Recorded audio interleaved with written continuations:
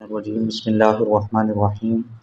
خلاصہ تراوی میں آج 20ویں تراوی کا خلاصہ اور 24واں سپارہ آج مکمل ہو چکا ہے، تو 24ویں سپارے کا خلاصہ عرض کرتا ہوں۔ 24ویں سپارے کی پہلی آیت کریمہ میں اللہ تبارک و تعالیٰ نے ارشاد فرمایا فَمَنْ أَظْلَمُ مِمَّنْ كَذَبَ عَلَى اللَّهِ وَكَذَّبَ بِالصِّدْقِ إِذْ جَاءَهُ أَلَيْسَ فِي جَهَنَّمَ مَثْوًى لِلْكَافِرِينَ۔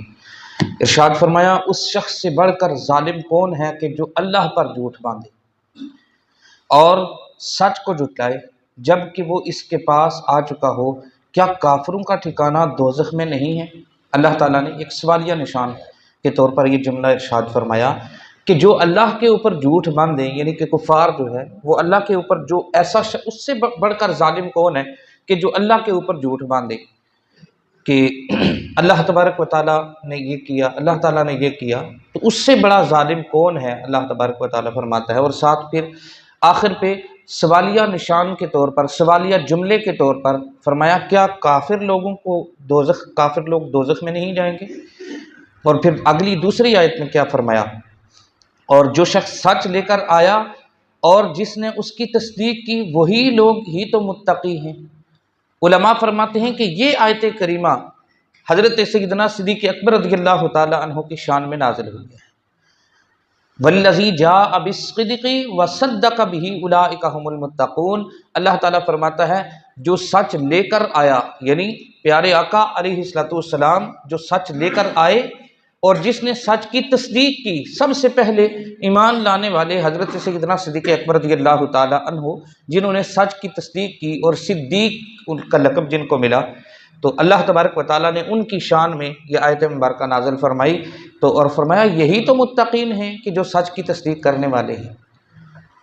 پھر اگلی چوتھی آیت کریمہ میں اللہ تعالیٰ نے ارشاد فرمایا الیس اللہ بکاف عبدہ، فرمایا کیا اللہ اپنے بندہ مقرب یعنی نبی کریم صلی اللہ علیہ وسلم کو کافی نہیں؟ اور یہ کفار آپ کو اللہ کے سوا ان بتوں سے جن کی یہ پوجا کرتے ہیں ڈراتے ہیں، اور جسے اللہ اور اس کے اللہ گمراہ ٹھہرا دے تو اسے کوئی ہدایت نہیں دے سکتا۔ تو اللہ تبارک و تعالیٰ ہی سب کو کافی ہے، اللہ تبارک و تعالیٰ ہی ہمارا خالق ہے، مالک ہے، پیدا کرنے والا، رزق دینے والا ہے، ہمارے لیے اللہ ہی کافی ہے۔ اللہ تبارک و تعالیٰ نے آقا علیہ السلام کو یہ آیت کریمہ نازل فرمائی اور فرمایا اے پیارے حبیب صلی اللہ علیہ وسلم کیا اللہ تبارک و تعالیٰ آپ کے لیے کافی نہیں ہے؟ کفار کہتے تھے نا کہ آپ ہمارے بتوں کے خلاف بولتے ہیں تو فلاں بت جو ہے وہ آپ کو یہ نقصان پہنچا دے گا، فلاں بت یہ نقصان پہنچا دے گا، تو آقا علیہ السلام کو بتایا گیا اے پیارے حبیب آپ ڈریے نہیں ہیں، آپ کے لیے اللہ ہی کافی ہے، آپ کی حفاظت کرنے والی ذات اللہ تبارک و تعالیٰ کی ہے۔ یہ کافر جو مرضی کہتے رہیں، یہ ان کی پوجا کرتے ہیں تو وہ یہ سمجھتے ہیں کہ شاید وہ آپ کو نقصان پہنچا دیں گے، آپ کو کوئی نقصان نہیں پہنچا سکتا، اس لیے کہ آپ کے لیے اللہ ہی کافی ہے۔ سورہ زمر یہ 24ویں سپارے کی جو پہلا پاؤ ہے، اس میں سورہ زمر کا اختتام ہوتا ہے اور آخری رکوع میں اللہ تبارک و تعالیٰ نے فرمایا اور جن لوگوں نے کفر کیا وہ دوزخ کی طرف گروہ در گروہ ہانکے جائیں گے۔ اب ہانکا کس کو جاتا ہے؟ جانوروں کو۔ تو اللہ تبارک و تعالیٰ نے کفار کی مثال دی ہے کہ جو دوزخ میں جائیں گے ان کو ہانکا جائے گا، گروہ در گروہ ان کو ہانکا جائے گا دوزخ کی طرف۔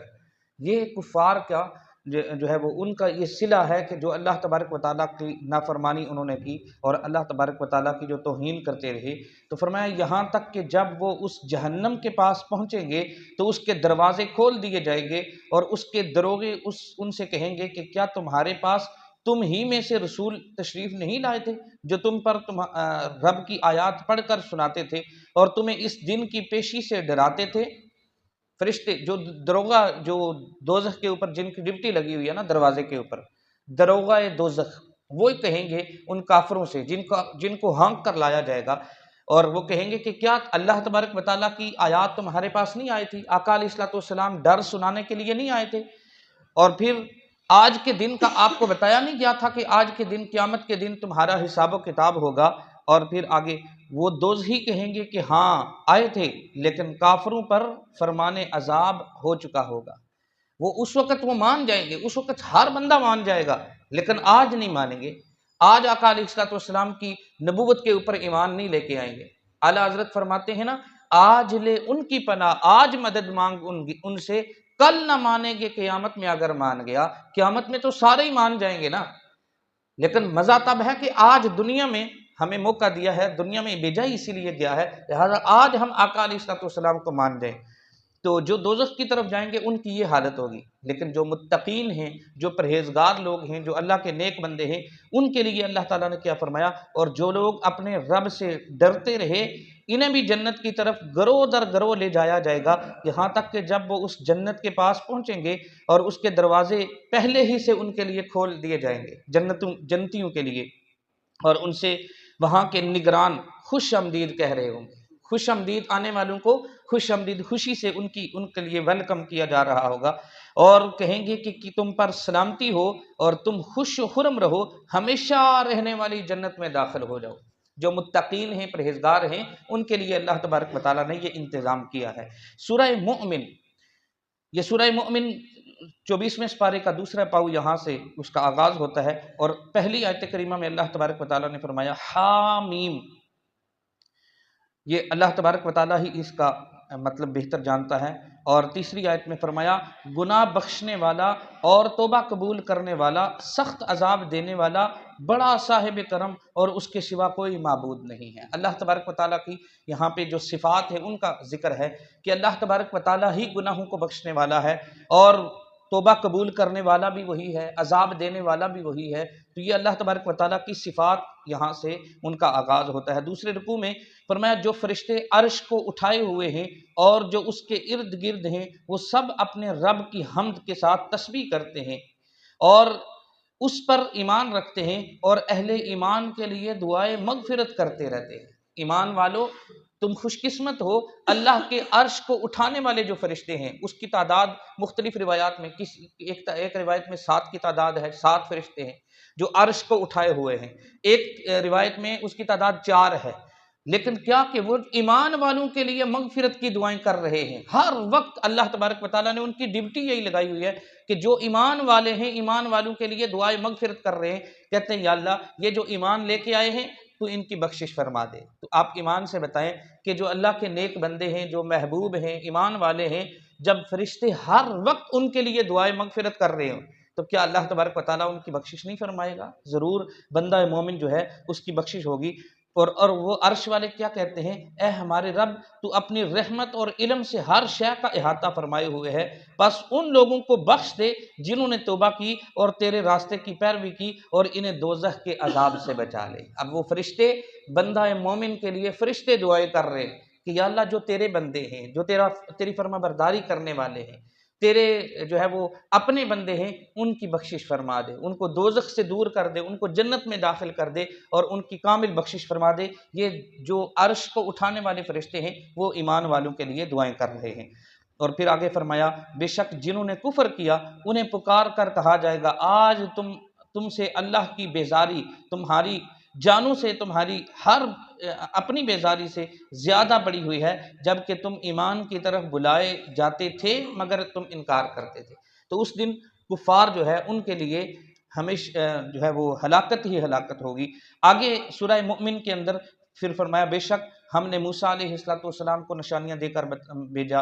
فرعون کا یہاں پہ ذکر ہے، حامان کا ذکر ہے، قارون کا ذکر ہے، یہ بڑے بڑے کافر جو ہیں اس سورہ مؤمن کے اندر ان کا ذکر ہے۔